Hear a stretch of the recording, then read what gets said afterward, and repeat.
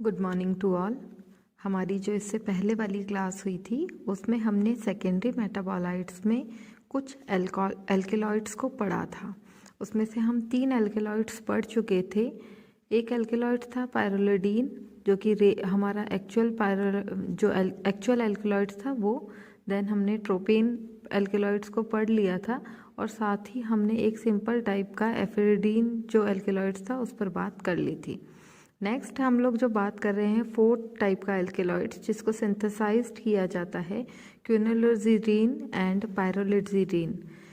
Actual में ये जो क्विनोलोजिडीन है ये इसको हम कॉल्यूपाइन एल्केलॉइड्स के नाम से भी जानते हैं। कॉल्यूपाइन एल्केलॉइड्स इसको इसीलिए बोला जाता है क्योंकि हमारी जो फैबेसी फैमिली है उस फैबेसी फैमिली के अंदर जो ल्यूपाइन्स फैमिली है सब फैमिली, उस ल्यूपाइन्स फैमिली की प्रेजेंस के कारण इसका नाम कॉल्यूपाइन एल्केलॉइड्स रखा गया है। ये उससे डिराइव्ड माना गया है। इसके साथ ही जो पायरोलिजिडीन है एल्केलॉइड्स, ये पायरोलिजिडीन एल्केलॉइड्स एस्टेरेसी फैमिली यानी सूरजमुखी कुल जो है एस्टेरेसी फैमिली और बोराजिनेसी फैमिली से निकाला गया है। उसके से ये सिक्रीट होता है, वहाँ से उसे जो है सिंथेसाइज्ड किया गया है। इसका जो स्ट्रक्चर है, एरोमेटिक स्ट्रक्चर ल्यूपाइन एल्केलॉइड्स की, वो इस तरीके से है कि रिंग्स के साथ में कुछ पेंटागन जो पोजीशन है नाइट्रोजन के साथ, और ये इस तरीके की पोजीशन पर ये प्रेजेंट होता है। देखिए एक्चुअल में यहाँ इस टॉपिक से जो क्वेश्चन बनता है वो स्ट्रक्चर पे क्वेश्चन पूछा जाता है कि उसकी स्ट्रक्चर किस तरीके की होती है, क्यों होती है इस बारे में बात नहीं की जाती, कैसी होती है इस बारे में क्वेश्चन बनता है। तो आपको ये स्ट्रक्चर को एज इट इज़ जो है रिकॉल करना है, एज इट इज़ आपको लर्न करना पड़ेगा। तो ये है ल्यूपाइन एल्केलॉइड्स का स्ट्रक्चर। देन क्विनोलिन जो है सिनकोना ट्री की बार्क से इसको सेपरेट किया जाता है, सिनकोना की छाल से इसको अलग किया जाता है क्विनोलिन को। और जो क्विनीन मेडिसिन बनाई जाती है जो मलेरिया के ट्रीटमेंट में काम में आती है, वो सिनकोना में क्विनीन, ये जो स्ट्रक्चर है ये क्विनीन का है। तो ये क्विनीन का स्ट्रक्चर है जिसमें आपको इस तरीके से 2 बेंजीन रिंग्स के साथ में हाइड्रोक्सिल ग्रुप और कार्बोक्सिल ग्रुप जो है वो यहाँ पर इस तरीके से अरेंज दिखाई देंगे।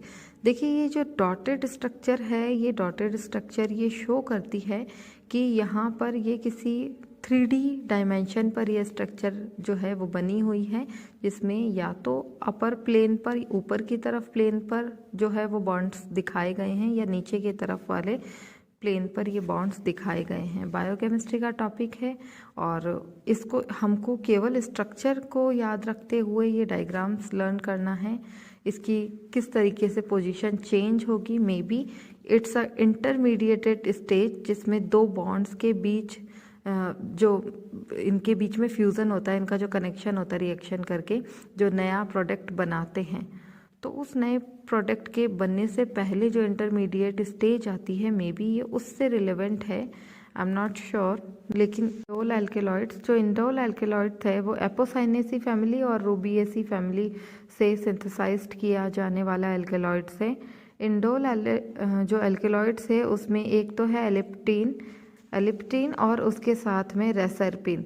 जो रेसरपिन है ये आपने विथानिया सोमेनीफेरा प्लांट आपने इकोनॉमिक बॉटनी में पढ़ा है, जिससे सरपेंटाइन अश्वगंधा जिसको हम बोलते हैं वो सरपेंटाइन वाला, वहाँ से रेसरपिन को सेपरेट किया गया है। ये ट्रिप्टोएमीन का डेरिवेटिव होता है और ये इन एपोसाइनेसी और रूबिएसी फैमिली से सिंथेसाइज्ड किया गया है। तो इसका स्ट्रक्चर जो है वो इस तरीके का होता है। ये है एलिप्टिनिन का और ये है रेसरपिन का।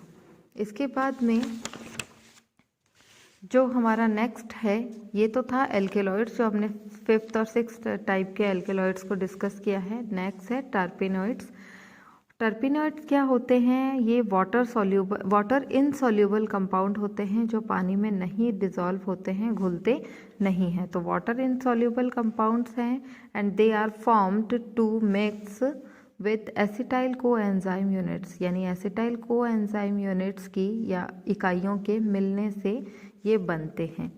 It is responsible for plant growth, ये पादप की वृद्धि के लिए आवश्यक होते हैं, प्लांट ग्रोथ के लिए रिस्पॉन्सिबल होते हैं। It is responsible for plant growth and example, जैसे मान लीजिए जिब्रेलिन, आपको पता है कि प्लांट ग्रोथ के लिए लेंथ, जो पादप की लंबाई है उसके लिए जिब्रेलिन यूज़ किया जाता है। तो जो जिब्रेलिन है इट इज़ डाइटरपिनॉइड्स, ये डाइटरपिनॉइड्स होता है and it is responsible for plant growth और ग्रोथ हार्मोन। इसको हम ग्रोथ हार्मोन की फॉर्म में काम में लेते हैं और ये प्लांट ग्रोथ के लिए रिस्पॉन्सिबल होता है। देन कैरोटीनॉइड्स, कैरोटीनॉइड्स जो है वो टेट्राटर्पेन्स हैं, tetraterpenes and they helps in photosynthesis and protect the tissue. जो भी डैमेज टिश्यूज़ को डैमेज होने से ये बचाता है, उनको प्रोटेक्ट करता है, सुरक्षा प्रदान करता है और ये टेट्राटर्पेन्स होते हैं। और साथ ही ये फोटोसिंथेटिक एक्टिविटी जो होती है, प्रकाश संश्लेषण की जो क्रिया होती है उसमें भी मदद करता है। नेक्स्ट है मोनोटर्पेन एंड सेस्यूटर्पाइन। जो मोनोटर्पिन और सेस्यूटर्पाइन है ये आपस में मिल करके एक अलग तरीके की स्पेशल फ्रेगनेंस या स्मेल जो है वो शो करते हैं, वो दर्शाते हैं। अलग सी एक स्मेल आती है, जैसे आप एग्जांपल है सिट्रस एंड पेपरमेंट, जिसमें सिट्रस जो है थोड़ा सा भीनी एकदम से फ्रेगनेंस है और उसके साथ ही पेपरमेंट का आपने फ्रेगनेंस सूंघा होगा, जो टूथपेस्ट वगैरह के अंदर आपको एक अजीब सा स्मेल आता है, वो हमारे मोनोटर्पिनॉइड्स और सेस्यूटर्पाइन्स हैं। साथ ही अगर आपने पान वगैरह खाते हैं तो उस पान के अंदर भी पेपरमेंट यूज़ किया जाता है, जो कि हमको अंदर जाकर के स्मेल तो देता ही, साथ ही वो ठंडा ठंडा भी लगता है। Then steroids and terpenoids, steroids, terpenoids and sugar, ये तीनों मिक्स हो करके इनको अगर हम बनाएं तो एक नया डेरिवेटिव निकलता है जिसका है ग्लाइकोसिडिक कंपाउंड। ये ग्लाइकोसिडिक कंपाउंड जो है वो एज अ सेपोनिन यूज़ किया जाता है। सेपोनिन मतलब सोप प्रोडक्ट, सोप सोल्यूशन जिसको हम बोलते हैं, जिसमें डिटर्जेंट के कैरेक्टरिस्टिक्स होते हैं। तो सेपोनिन के फॉर्मेशन जो किया जाता है वो स्टीरॉइड से, टर्पेनॉइड से और शुगर को ऐड करके डिराइव किया जाता है ग्लाइकोसिडिक एसिड। तो ग्लाइकोसिडिक एसिड जो ये ग्लाइकोसिडिक कंपाउंड है दैट इज़ कॉल्ड सेपोनिन, जिसमें डिटर्जेंट के कैरेक्टर्स होते हैं। इट मीन्स वॉशिंग के लिए उसे यूज़ करते हैं। नेक्स्ट है फिनॉलिक्स। फिनॉलिक्स जो हैं वो हमारे कलरफुल कंपाउंड्स होते हैं, जितने भी रंगीन यौगिक हैं वो हमारे फिनॉलिक्स के अंदर इंक्लूडेड हैं। Some phenolics are water soluble but some are not soluble in water. तो कुछ फिनॉलिक्स जो होते हैं वो हमारे पानी में घुलनशील होते हैं। Its provide a mechanical support to the plant and due to their colour they will be attract to insects for pollination. ये क्या करते हैं कि पौधे को सुरक्षा तो प्रदान करते हैं, साथ ही उससे यांत्रिक शक्ति भी प्रदान करते हैं ताकि वो स्टेबल रह सके, ताकि वो सीधा खड़ा रह सके, जो हमारा फिनॉलिक्स हैं वो। और इसके साथ ही इनके, क्योंकि ये कलर्ड कंपाउंड है तो ये पेटल्स को कलर्ड प्रोवाइड करते हैं, फ्लावर पेटल्स को, और उनके कलर के कारण ही जो इंसेक्ट्स होते हैं वो अट्रैक्ट होते हैं पेटल्स पर और वो पॉलिनेशन की प्रोसेस को करते हैं, परागण की प्रक्रिया को करते हैं। तो ये हमारा फिनॉलिक्स का कंपाउंड है। फिनॉलिक्स जो है सेकेंडरी मेटाबोलाइट्स का ही ग्रुप है। साथ ही अगर हम बोले कि कैसे आइडेंटिफाई करते हैं तो ये एरोमेटिक ग्रुप पर अगर हाइड्रोक्सिल कंपाउंड जुड़ा है, हाइड्रोक्सी ग्रुप, तो फिनॉलिक्स में हम उनसे कैटेगराइज करते हैं। देन लिग्नीन, लिग्नीन जो है वो कॉम्प्लेक्स फिनॉलिक्स के नाम से हम उन्हें जानते हैं। ये फिनॉलिक्स जो हैं ये सेल वॉल के अंदर प्रेजेंट होते हैं, present in cell wall and its help in movement and support of plant.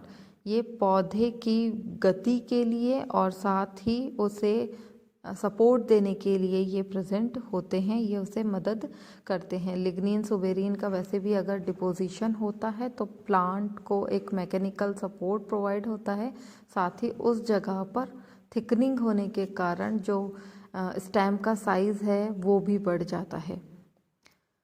They protect the plant from insects attack. ये प्लांट को जो भी इंसेक्ट्स होते हैं उनके हमले से सुरक्षा प्रदान करता है, उनको वहाँ से सपोर्ट करता है। इसके बाद है फ्लेविनॉइड्स। फ्लेविनॉइड्स भी फिनोलिक कंपाउंड्स ही होते हैं। इन फ्लेविनॉइड्स का फॉर्मेशन जो है दो डिफरेंट पाथवे के थ्रू होता है। एक तो है शिकेमिक एसिड पाथवे और दूसरा है मेवेलोनिक एसिड पाथवे। तो इन दोनों पाथवे के थ्रू फिनोलिक कंपाउंड्स का फॉर्मेशन होता है, यानी फ्लेविनॉइड्स का फॉर्मेशन होता है। They protect from UV rays या अल्ट्रावायलेट रेज से रक्षा करते हैं एंड प्रेजेंट इन फ्लावर्स। जो फ्लावर्स हैं उनमें ये पाए जाते हैं फ्लेविनॉइड्स। साथ ही secrete from the root of plant, ये प्लांट की रूट से सिक्रीट होने वाला पार्ट है, कंपाउंड है। और उसके साथ ही ये नाइट्रोजन फिक्सेशन का काम भी करता है। जो फ्लेविनॉइड्स है और उसमें भी जो फिनोलिक कंपाउंड्स है, फिनोलिक कंपाउंड जो कि फ्लेविनॉइड्स हैं, ये नाइट्रोजन फिक्सेशन में हेल्प करता है। आगे हम जब पढ़ेंगे टीआई प्लाज्मिड के अंदर, वहाँ पर फिनोलिक्स का सिक्रेशन जो है वो बहुत इंपॉर्टेंट है, जो कि नाइट्रोजन फिक्सेशन में हेल्प करता है। देन फ्लेविनॉइड्स में ही, क्योंकि कलर्ड पार्ट है, तो ये एक और इसी फ्लेविनॉइड्स में इंक्लूडेड है एंथोसायनिन। एंथोसायनिन जो है ये कलर्ड फ्लेविनॉइड्स हैं, है तो ये भी फ्लेविनॉइड्स, लेकिन ये कलर्ड फ्लेविनॉइड्स हैं जो कि फ्लावर में प्रेजेंट होता है and helps to attract the insects for pollination, जो कि कीटों को आकर्षित करता है पॉलिनेशन की प्रक्रिया के लिए, परागण की प्रक्रिया के लिए। तो ये भी एक इम्पॉर्टेंट टाइप का फ्लेविनॉइड होता है। देन टैनिन, टैनिन आपने सुना होगा, टैनिज के लिए यूज़ में लिया जाता है।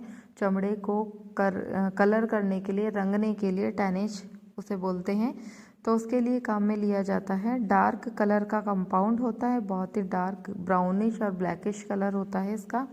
इसके साथ यूज़ फॉर टैनिज, चर्म शोधन के लिए इसे काम में लिया जाता है, चमड़े को रंगने के लिए काम में लिया जाता है। दे आर टॉक्सिक, ये बहुत विषैले होते हैं। And controls the growth of micro organism, विषैले होते हैं इसलिए ये माइक्रो ऑर्गेनिज्म की ग्रोथ को कंट्रोल कर देते हैं, उसे रेगुलेट कर लेते हैं। इसीलिए अगर किसी भी तरीके का जो हम चमड़ा का सैंडल्स वगैरह पहनते हैं या कोई पर्स वगैरह यूज़ करते हैं, तो उस पर टैनेज अगर किया हुआ होता है तो जल्दी से माइक्रो ऑर्गेनिज्म उस पर अटैक नहीं कर पाते, क्योंकि वो टॉक्सिक मटेरियल होता है। इसके साथ ही अगर किसी भी रीज़न से वो थोड़ा सा भी ख़राब हो जाता है, ख़राब होना इन द सेंस ऊपर का लेयर हट जाता है, मतलब वो जो टैनेज किया हुआ है वो हट जाता है, तो माइक्रो ऑर्गेनिज्म उस पर तुरंत अटैक कर देते हैं। इसीलिए हम उन्हें स्पेशल ट्रीटमेंट दे करके उन्हें प्रिजर्व रखते हैं। जो भी हमारा चमड़ा प्रोडक्ट है, जो पर्स वगैरह है, थोड़ा सा हाई रेंज का रहता है और उस कारण से माइक्रो ऑर्गेनिज्म के अटैक से उसे प्रिवेंट करने के लिए हम टैनेज उसका करवाते हैं। तो ये था हमारा सेकेंडरी मेटाबोलाइट्स, जिसमें हमने एल्केलॉइड्स पढ़ा, टर्पेनॉइड्स पढ़ा, फिनोलिक्स पढ़ा, लिग्निन, देन फ्लेविनॉइड्स और उसके साथ टैनिन्स। ये हमारे सारे सेकेंडरी मेटाबोलाइट्स हैं। नेक्स्ट टॉपिक में हम सेकेंडरी मेटाबोलाइट्स के जो सेपरेशन है, उनका आइसोलेशन किस तरीके से किया जाता है, हम उस टॉपिक पर बात करेंगे। आज की क्लास के लिए इतना ही। Thank you.